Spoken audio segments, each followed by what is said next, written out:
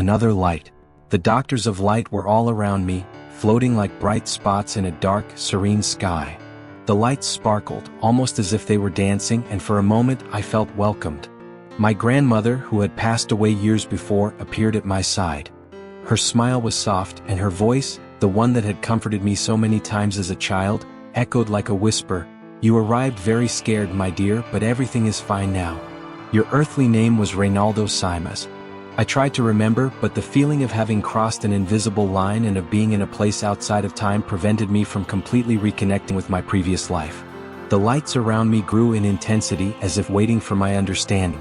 Little by little, fragments of my life began to appear like flashes. I saw myself working in an office lit by the sun, my desk full of papers and photos of my family. I was married to Priscilla, and we had 2 children, Marcia and Dudu. It was a simple but happy life. Each day was a comfortable routine that repeated itself with love and harmony. On the weekends we would walk through the park with our dog Roy, who would always run happily, dirtying the porch with his muddy paws. I found myself on that fateful morning washing the porch once again. Roy had left marks everywhere, and I laughed, telling him to be quiet. Marcia, my daughter, was in her room studying for an important test. She had always been dedicated, the kind of child who felt motivated to achieve her dreams. Dudu, on the other hand, was on the phone, talking excitedly to Sabrina, his future girlfriend. The happiness in his voice was something that warmed my heart. My world revolved around them, and this routine, so simple, was what filled me.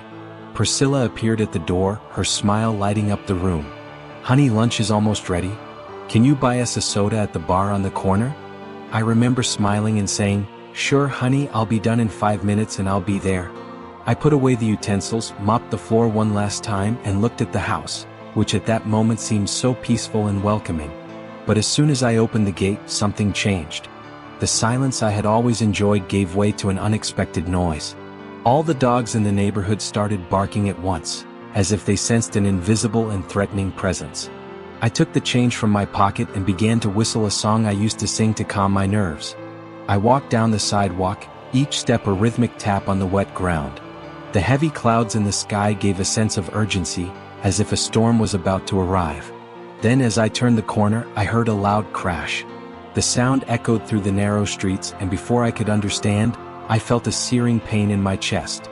Something hit me with overwhelming force, and I was thrown to the ground.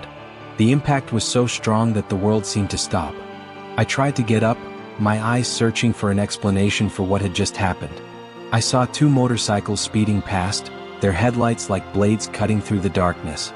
Behind them, a police car was coming with its sirens on. The sound was deafening. People started running through the streets. Some looked at me, others screamed. That was when I realized that my shirt was soaked in blood. A warm liquid that seemed to spread more and more with each passing second. I looked down, dazed, trying to process what was happening. The cold, a strange and deep cold, began to take over my body. It was as if all the heat was being drained, leaving me empty and paralyzed. My vision began to darken, but before everything went black, I saw my family running towards me. Priscilla was in front, her face marked by despair. She fell to her knees beside me, her hands holding mine, and I could feel them trembling. Tears streamed down her face, mixing with the rain that was beginning to fall. "Reinaldo, stay with me, please stay with me." Her voice was a desperate plea, something that held me there, in those seconds that seemed to stretch out like an eternity. Marcia and Dudu arrived soon after, their faces pale and their mouths half open, unable to understand the gravity of what was happening. Marcia held my arm, and Dudu, still holding his cell phone, seemed lost, not knowing whether he should call for help or hug me. The sound of the ambulance was the last thing I heard before everything became a blur. I felt the ground move away from me, and my body floated, weightless, as if it were being pulled by something invisible.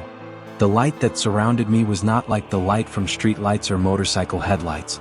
It was another light, one that enveloped me in a delicate and peaceful way. I felt like I was floating in a space where time no longer existed. The voices of the people around me began to fade, and the cold that had once enveloped me was now replaced by a gentle warmth. It was as if I were walking through a door, leaving behind the world I knew. When I found myself surrounded by the bright lights and the figure of my grandmother, I understood that something had changed forever. She held my hand, a gentle touch that conveyed love and acceptance. "It's time to go, Reinaldo," she said. But you are not alone. She led me down a path of light, and the doctors floating around seemed to smile, their energies forming a welcoming embrace. I looked back one last time, trying to hold on to the memories of the life I had. I saw the images of Priscilla, Marcia, Dudu and Roy, all gathered in our house, their laughter echoing through the room. That was my life, and I knew that, despite having left early, I had lived it fully, loving and being loved. The other light, the one that now guided me, promised a new beginning. And I carried on, knowing that somewhere my family would find a way to carry on, remembering the love we shared.